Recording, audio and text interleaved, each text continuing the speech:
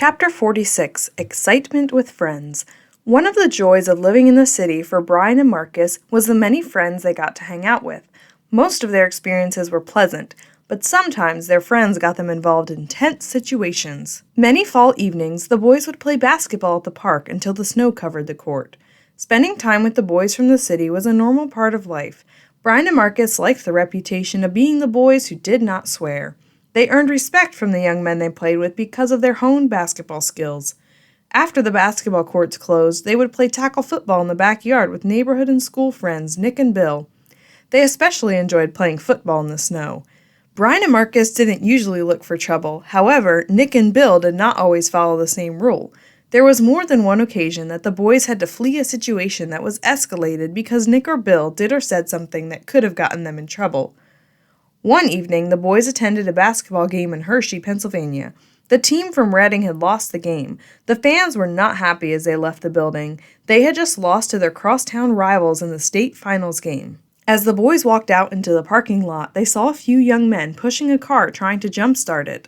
Bill decided to pipe up, "Do you guys plan to push that car all the way to Reading?"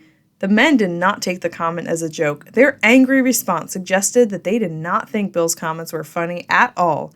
Brian quickly tried to de-escalate the situation by assuring the now angry young men that Bill meant no ill will. The boys quickly backed towards their car, crawled in, and locked the doors. When they were safely on the road, Brian reminded Bill that he did not like unnecessary conflict. Nick, who wished he would have said it himself, just laughed. He seemed to enjoy the numerous conflicts he got the Fox boys involved in. It was midnight when Marcus and his friend Bill headed down the hill to the Sunoco at 17th and Perkiomen Avenue. They were filling up the family car with fuel for a trip to a wedding in a neighboring state.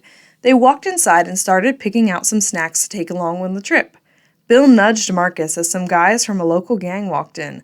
Marcus watched as they boldly filled their pockets with snacks and soda.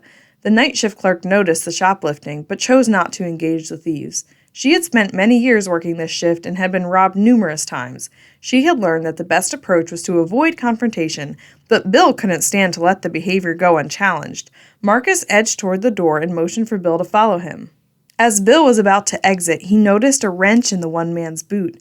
Bill laughed, confident that his large athletic body would protect him from any danger. "Are you going to use that wrench in your boot to tighten the loose screws in your head?" The man stopped what he was doing and whipped his head around to face Bill and Marcus. He dropped the items he was holding and methodically reached for the wrench in his boot. Realizing the danger they were now in, Marcus and Bill made a beeline to their car and hurried away from the robbery. Marcus rolled his eyes as he looked at Bill. "When are you going to learn that openly confronting people is not always the best strategy? One of these days you are going to pay for it." Bill just got a grin on his face as he contemplated the next time he could make Marcus's hair stand straight up.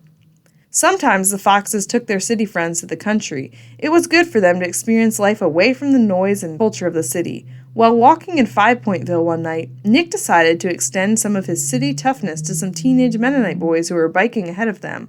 The curse words that came out of their mouths taught Nick the important lesson that a good appearance does not always equate to godly living. It was late May and the children had already gone to bed. Dad and Mom were sitting at the kitchen table as Mom worked on finishing report cards for the end of school. Dad cleared his throat and nervously said, "You know that we're going to need a teacher this coming school year for Learning Center too, and I think they are going to need someone with a firm disposition. I know the past year has not been easy for you with juggling home and school life, but I think you would really enjoy teaching this class. You should spend some time thinking and praying about it." Mom did not sleep well that night. She tossed and turned as a million thoughts ran through her head. A few days later, she sat down at the table again with Dad. She placed a steaming cup of instant coffee beside him. "I believe that God wants me to teach for another year. I will have all summer to prepare, and I think this year is going to go a lot smoother."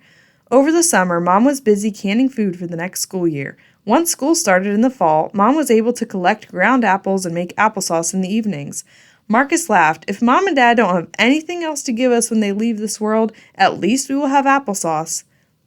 What started out as a last-minute substituting turned into a full-time volunteer teaching position that lasted nearly 30 years. Mom never tired of going to school each day. She usually couldn't wait till summer was over and she could return to the classroom.